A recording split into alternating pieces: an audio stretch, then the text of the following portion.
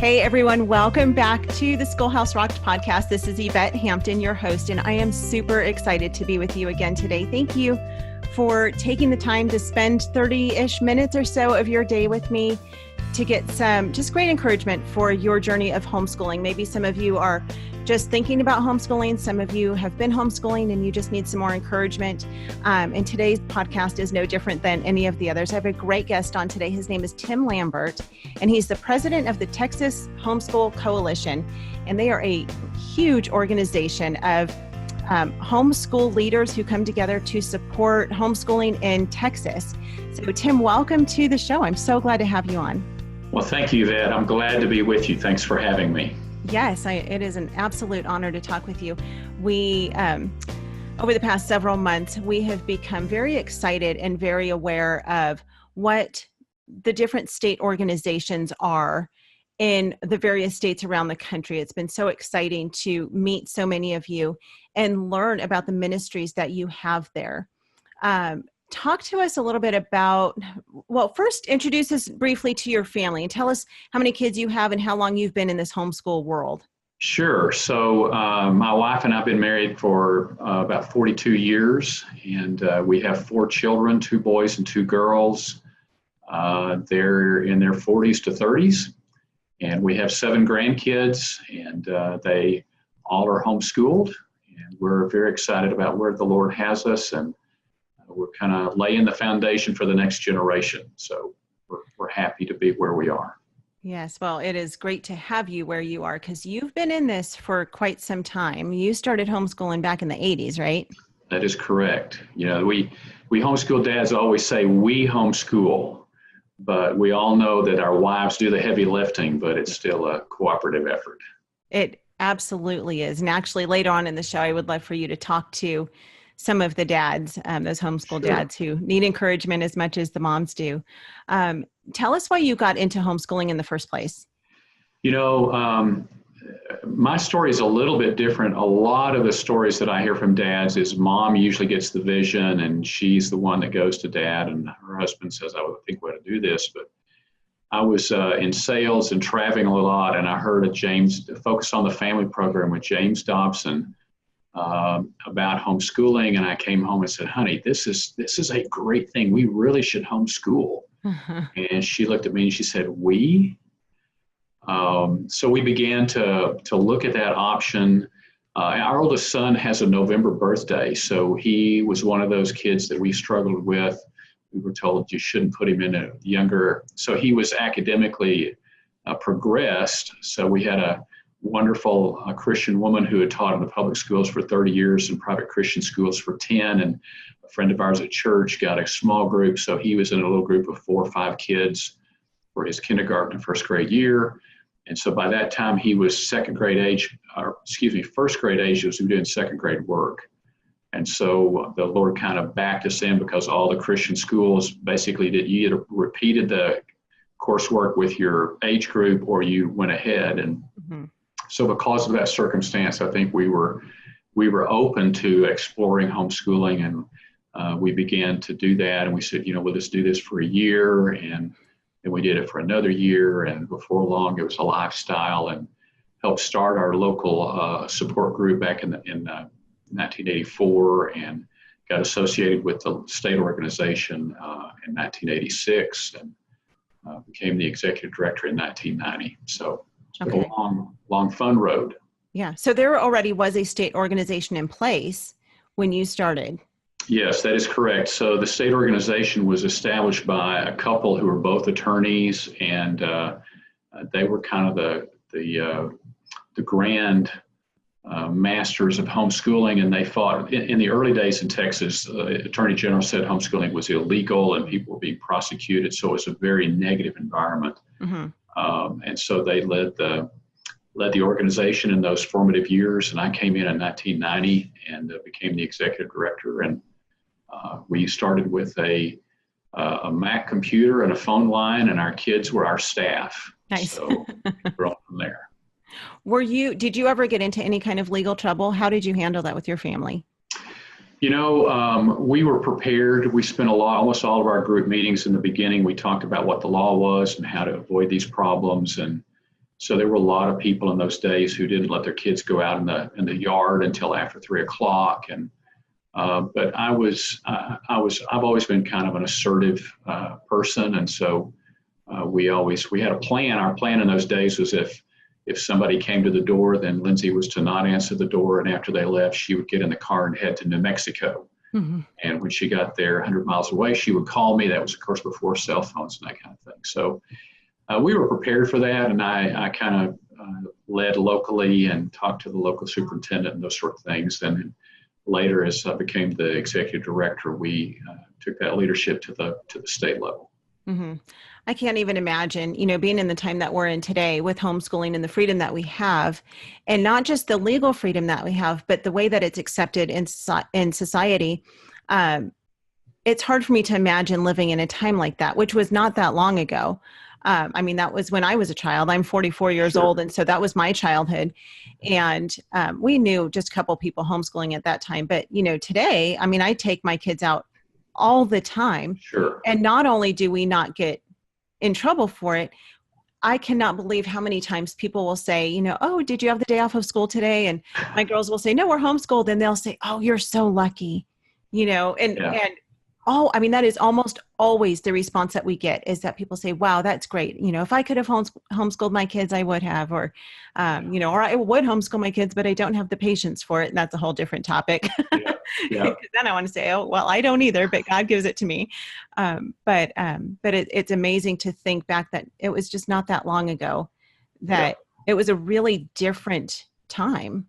Yes. And, Yvette, part of our mission is to help homeschoolers remember that history. One of the homeschool pioneers in Texas just passed away recently, and so she's been commemorated.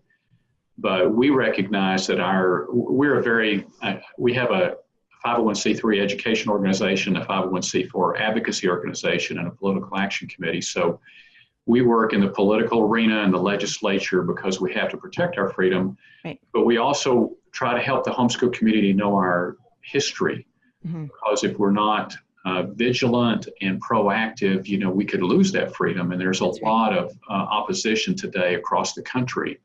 And so that's part of our mission, is to help cast the vision, not only for the freedom that we do have, right, but help people understand how we got here. Right. So, okay, then let's talk to those parents who don't know all of the history. You gave a brief explanation of it, but who don't know all of the history and what dangers might be lurking ahead for homeschoolers today. So, in the early days, the Attorney General of Texas said he didn't believe parents were qualified to raise their kids, much less teach them at home. And we had a class action suit in Texas where we sued the state. We won. The state appealed that decision. So it was almost a 10-year legal battle in the courts. And of course, during that time, homeschoolers were prosecuted in Texas under the compulsory attendance statute. We eventually won that class action suit. But I realized, I tell people I am slow, but I'm not stupid. And eventually, someplace along the line, I realized that we lived in a culture that did not respect parents, and that if we didn't get involved to participate in the public policy process, that people like Jim Maddox, who said he didn't believe parents were qualified to raise their kids, would be making policy and law that would directly impact what I believed God was calling me to do, whether or not that was acceptable by the state.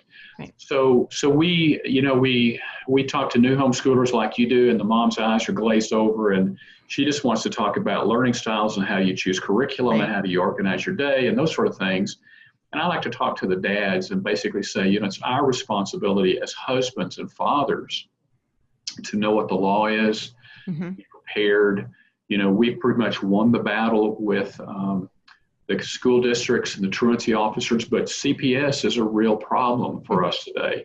And of course, as you probably, I'm sure, are aware, there's been a real national movement in the last year and a half of groups that are highlighting news stories of families that are abused their kids or whatever, and say, right, this is why we need to regulate homeschoolers. Right. And we've been, I've been blogging about that for a year, and pushing back some of the major newspapers in Texas last spring called for the state to regulate homeschooling, saying that we had too much freedom. I'm happy to say our legislature's in session and nobody filed that kind of bill. But our focus today legislatively is to reform CPS and protect parents. We have probably as many as 24 families a year that are members of our association that are contacted by CPS and investigated. Wow. We have legal counsel on staff to handle those situations. So we celebrate our freedom. God gave us a great victory and he's given us freedom, but we recognize that we have responsibility to maintain that freedom. And that means we need to be informed. We need to know what the law is as individual families, so we know how to react if CPS comes to the door. We field lots and lots of questions that people have every year, and then to participate in electing godly leaders, that will help us protect that freedom at the legislative level. Yeah, that's right. So then talk to parents and tell them how can they help to support what you're doing, because I think oftentimes, and this was the case with myself, I didn't really understand. We're from California. And so CHIA, the Christian Home Educators Association, they were kind of our state covering. Sure. And I didn't even understand when we started homeschooling, several years into it, who they were, what they did, why they existed, and why they were important to me personally as a homeschool parent. So can you talk to the parent who's listening to this, who maybe just doesn't understand what state organizations are and how they can get involved in protecting their own freedom to homeschool? Sure. So every state, we go to some national meetings every year of state, mostly Christian homeschool leaders. Mm-hmm. And every state has an organization, and we all developed back in the 80s as a way, in those early days, that we didn't just have legal problems, but curriculum providers wouldn't sell to us. So you had a problem of finding resources and that sort of thing. And so every state has an organization that was established. And in the early days, we did conferences, and it was a place to get information, to share information, to get resources. And also we acted as a clearinghouse for information. So we, in our state, and as in most states, our organization acts as kind of the liaison with the state government. So whether that is the education agency, our State Department of Education, or the Child Protective Services, or college admission, or whoever it might be, we are the organization that have contacts. We know what the law is. Mm-hmm. We have people that help us. So it's great for people to connect with their state organization. So we probably have close to 75,000 families on our mailing list in Texas. Wow. And we have obviously blogs and YouTube channels and all that sort of thing. So we try to connect people and give them information. And then, of course, our legislature meets every other year. So we have a team of interns and staff in Austin for the first 5 months of this year. We've been following bills and testifying against bills, issuing calls to action when we've got, bills that need to be killed. And then at the same time, we do a couple of conferences, one in the Dallas area, one in the Houston area every summer. And that's kind of like every homeschool mom's inspiration time. We have a children's program and a teen program. So it's a great time for the whole family to come and have a great time of inspiration and encouragement, and then by your curriculum for the year. So it's kind of tell people it's kind of like an in-service, for public school teachers, right. But it's also a great time for the kids. So our mission is protection.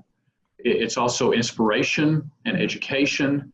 And then of course, to be there when homeschoolers have issues. So we have a customer relations team. So we field probably 1,000 to 1,500 emails and phone calls a month. Wow. And probably 60 to 70% of those of non-members. They're people just trying to get started and they want information or questions. So wow. So we kind of run the gamut. So we were talking about conventions and just the different ways that your organization, the Texas Homeschool Coalition, can support Texas, those who are in your state. And of course, you're in Texas. There's, same organizations exist in pretty much every state. Right. Talk a little bit about your conventions, because I know you've got conventions that are coming up pretty quickly here. Sure. We have two conventions in May. One is Mother's Day weekend in Dallas, and the other one is the last weekend of May in the Houston area in the Woodlands. So, these events all grew out of a way for the homeschool community to be connected with exhibitors and vendors, people who have great resources, people who are great speakers, who inspire. And so that's a great time annually for us as an organization. So we try to help this is something Irish are for the whole family. So we'll have a children's program and a teen program, and people develop relationships there that go on for years. Mm-hmm. And it's a great time of inspiration for mom and dad. We have a lot of dads that attend that. So people always look for curriculum. So they come together, they get inspired, they get educated, they find out, and then of course we do workshops for leaders. We have different tracks. So we'll have one for single parents, we'll have ones for special needs folks. So we try to provide things across the gamut for the homeschool community. So it's a wonderful time. It's very exhausting. It's like Thursday through Saturday. But it's a great time of encouragement, and people, it's kind of the end of school and getting ready for the new year before the summer starts. Mm-hmm. Yeah, it's a great time of year to have it, because oftentimes this is the time of year that moms are really trying to think through what they're going to do for next year. Yes. They're a little overwhelmed, maybe. They're getting to the end of the school year and they're counting down the days faster than their kids are. Exactly. And, they just need that boost of encouragement. They need to maybe explore some different options. Maybe the curriculum that they're using this year isn't working so well. Right. It's interesting to hear you talk about how back in the day there were curriculum companies wouldn't sell curriculum to you. And now, now we're a major market. Right. The options are overwhelming and endless. But in a good way. There's so much to choose from and so many great resources out there for families today. Yes. And praise God for that, because every child learns differently. Every mom and dad teaches differently. And so it's great to have those resources. Absolutely. But it can be overwhelming to go to those things. So I love hearing, I remember, I think it was Janice Campbell was talking about how she remembers going to her first homeschool convention back in the 80s. And she said it was like at a church and there were 100 people there and they had a few 6-foot tables set up with some books on them. And she was just, elated. That was like a big convention. Sure.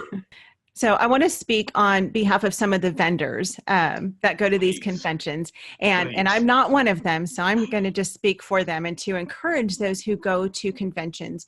One of the things, as a matter of fact, Jamie Erickson just wrote a really great article. I'll link to it in the show notes about this.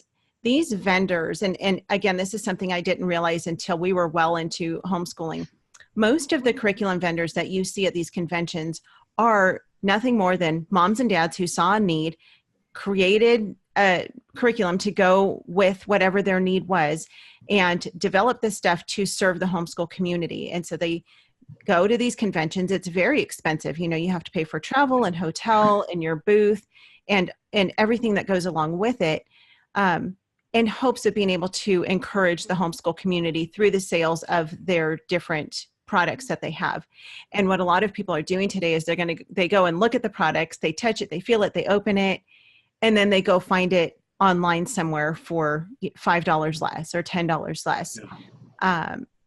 And I think I can safely say that if people don't start taking care of the vendors and those who are coming out with these different products and serving the homeschool community this way, we're going to lose them. Vendors will not continue to come if no one is supporting them.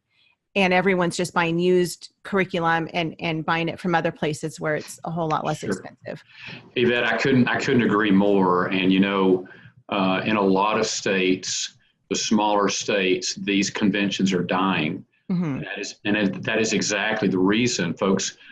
I understand everybody needs to do what is best for their family, but we've worked really closely with our vendors this year and trying to help them with some marketing ideas. Do some online specials so they can order, and do some of those kind of things. But the reality is, you're exactly right. If the exhibitors who essentially pay for these conventions are not supported, in other words, you don't buy there, And eventually those conventions go away, and now you're looking at having to travel further away to a conference or not even have a conference. So Right.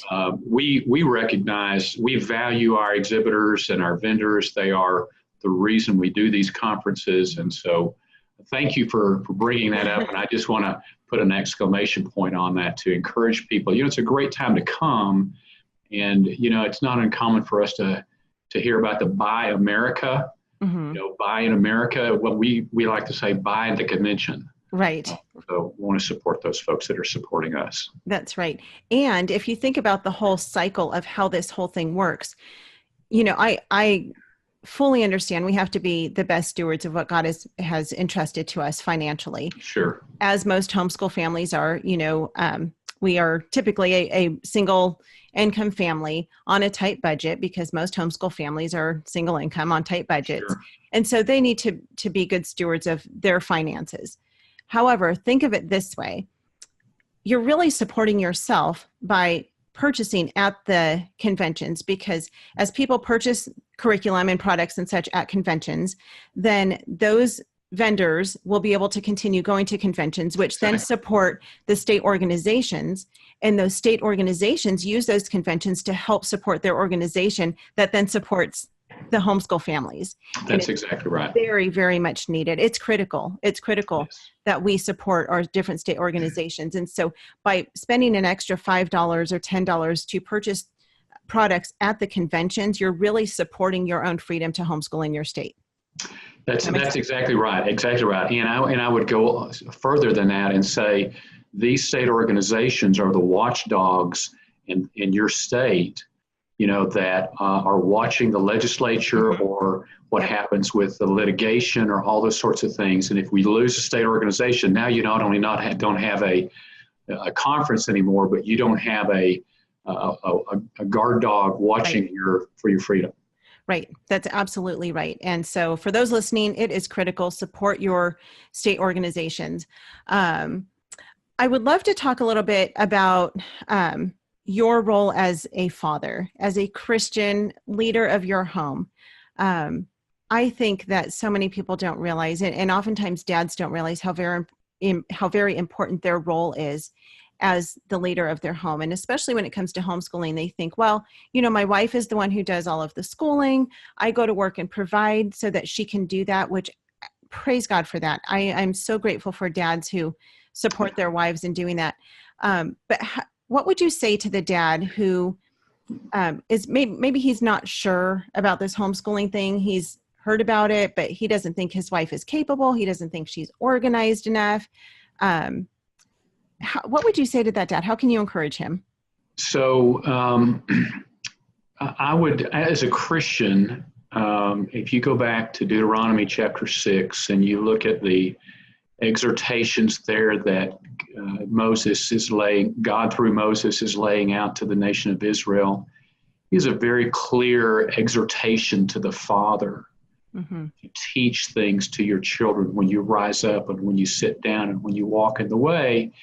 And as Christians, that's discipleship.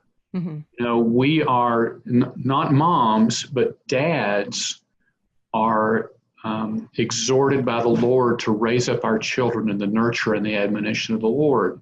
And so when we started homeschooling, Yvette, it was because we wanted to pass our faith on to our children in the course of giving them an academic education.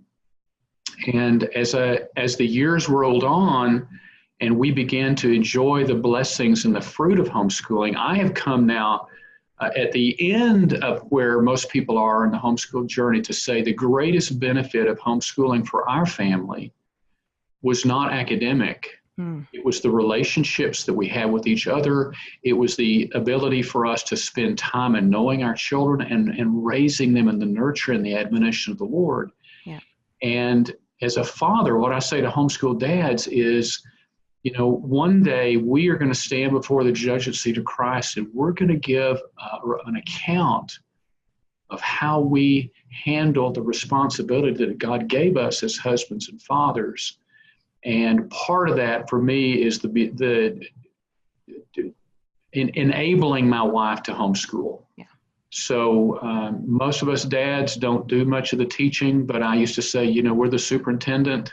Yeah. We used to have a little plaque in our house that mama ain't happy, ain't nobody happy.